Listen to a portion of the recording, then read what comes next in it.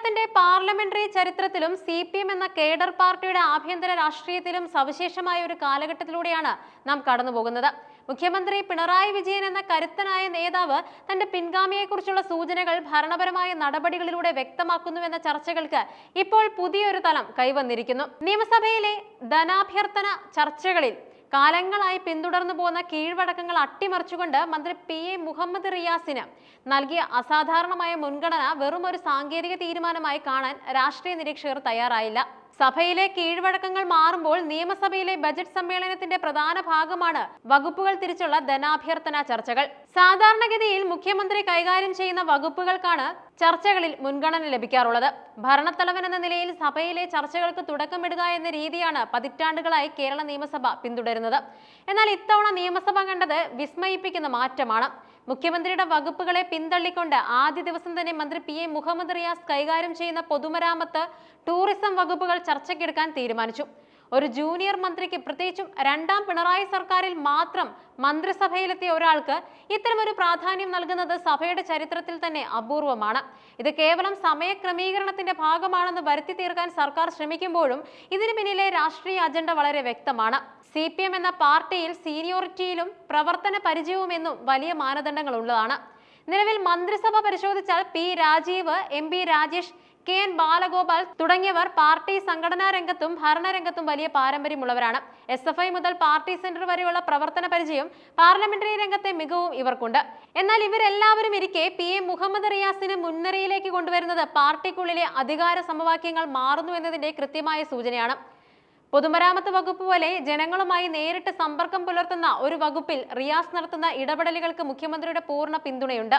സഭയിൽ പ്രതിപക്ഷത്തിന്റെ കടന്നാക്രമണങ്ങളെ നേരിടാൻ റിയാസിന് കൂടുതൽ അവസരം നൽകുന്നതിലൂടെ അദ്ദേഹത്തെ ഒരു മാസ് ലീഡർ എന്ന നിലയിലേക്ക് വളർത്തിയെടുക്കാനുള്ള ശ്രമമാണ് നടക്കുന്നത്. മുഖ്യമന്ത്രിയുടെ മരുമകൻ എന്ന ലേബലിനപ്പുറം ഭരണ മികവുള്ള നേതാവ് എന്ന പ്രതിച്ഛായ റിയാസിന് ചാർത്തിക്കൊടുക്കുകയാണ് ഈ നീക്കത്തിന്റെ ലക്ഷ്യം. പിണറായി വിജയന് ശേഷം ആര് എന്ന ചോദ്യം കഴിഞ്ഞ കുറെ വർഷങ്ങളായി കേരള രാഷ്ട്രീയത്തിൽ സജീവമാണ്. പാർട്ടിയിൽ MV ഗോവിന്ദൻ മാസ്റ്ററെ പോലെയുള്ള മുതിർന്ന നേതാക്കൾ ഉണ്ടെങ്കിലും ഭരണരംഗത്ത് മുഖ്യമന്ത്രിക്ക് ഏറ്റവും വിശ്വസ്തനായ ഒരാളെ പ്രതിഷ്ഠിക്കുക എന്നത് അദ്ദേഹത്തിന്റെ താല്പര്യമായിരിക്കാം. ഭരണപരമായ കാര്യങ്ങളിൽ റിയാസിന് ലഭിക്കുന്ന അമിത പ്രാധാന്യം പാർട്ടിക്കുള്ളിലെ മറ്റു ഗ്രൂപ്പുകളെ അസ്വസ്ഥരാക്കുന്നുമുണ്ട് എന്നത് രഹസ്യമല്ല. പൊതുമരാമത്ത് വകുപ്പിലെ അഴിമതി വിരുദ്ധ പോരാട്ടങ്ങളും റോഡ് നവീകരണ പദ്ധതികളും വലിയ രീതിയിൽ PR ഏജൻസികളിലൂടെയും സോഷ്യൽ മീഡിയയിലൂടെയും ആഘോഷിക്കപ്പെടുന്നുണ്ട്. സഭയിൽ റിയാസിന് ലഭിച്ച ഈ മുൻഗണന വരാനിരിക്കുന്ന പാർട്ടി സമ്മേളനങ്ങളിലും ഭരണപരമായ പുനഃസംഘടനകളിലും വലിയ സ്വാധീനം ചെലുത്തുകയും ചെയ്യും. തന്റെ രാഷ്ട്രീയ പാരമ്പര്യം തുടരാൻ ഏറ്റവും അനുയോജ്യമായ വ്യക്തി റിയാസ് ആണെന്ന് മുഖ്യമന്ത്രി ഉറപ്പിച്ചു കഴിഞ്ഞു എന്ന് വേണം കരുതാൻ. മുഖ്യമന്ത്രിയുടെ ഈ റിയാസ് സ്നേഹം പ്രതിപക്ഷത്തിന് വലിയൊരു രാഷ്ട്രീയ ആയുധമാണ് നൽകിയിരിക്കുന്നത്. കുടുംബഭരണം എന്ന ആരോപണം ശരിവെക്കുന്ന രീതിയിലാണ് മുഖ്യമന്ത്രിയുടെ നീക്കങ്ങളെന്ന് പ്രതിപക്ഷം ആരോപിക്കുന്നുണ്ട്. സീനിയർ മന്ത്രിമാരെ നോക്കുകുത്തിയാക്കി റിയാസിനെ മാത്രം ഉയർത്തിക്കാട്ടുന്നത് ഭരണ സംവിധാനത്തിന്റെ താളം തെറ്റിക്കുമെന്ന വാദവും ശക്തമാണ്. എന്നാൽ ഇതിനെയെല്ലാം പ്രതിരോധിക്കാൻ റിയാസിനെ തന്നെ മുൻനിർത്തിക്കൊണ്ടുള്ള തന്ത്രമാണ് മുഖ്യമന്ത്രി പയറ്റുന്നത്. സഭയിൽ ചോദ്യങ്ങൾക്ക് മറുപടി നൽകുന്നതിലും പ്രതിപക്ഷത്തിന്റെ ആരോപണങ്ങളെ പ്രതിരോധിക്കുന്നതിലും റിയാസിന് കൂടുതൽ സമയം ലഭിക്കുന്നതോടെ അദ്ദേഹത്തിന്റെ പാർലമെന്ററി പ്രകടനം കൂടുതൽ മെച്ചപ്പെടും. ഇത് വരും തിരഞ്ഞെടുപ്പുകളിൽ റിയാസിന് മുഖ്യമന്ത്രി സ്ഥാനാർത്ഥിയായോ അല്ലെങ്കിൽ പാർട്ടിയുടെ മുഖമായോ അവതരിപ്പിക്കാൻ സഹായിക്കും. നിയമസഭയിലെ ഈ അപ്രതീക്ഷിത മാറ്റം കേവലം ഒരു കലണ്ടർ മാറ്റമല്ല, മറിച്ച് കേരളത്തിലെ കമ്മ്യൂണിസ്റ്റ് രാഷ്ട്രീയത്തിലെ ഗതിമാറ്റമാണ്. പിണറായി വിജയൻ എന്ന കരുത്തനായ ക്യാപ്റ്റൻ തന്റെ പിൻഗാമിയെ നിശ്ചയിച്ചു കഴിഞ്ഞു എന്നതിന്റെ പരസ്യമായ വിളംബരമാണിത്.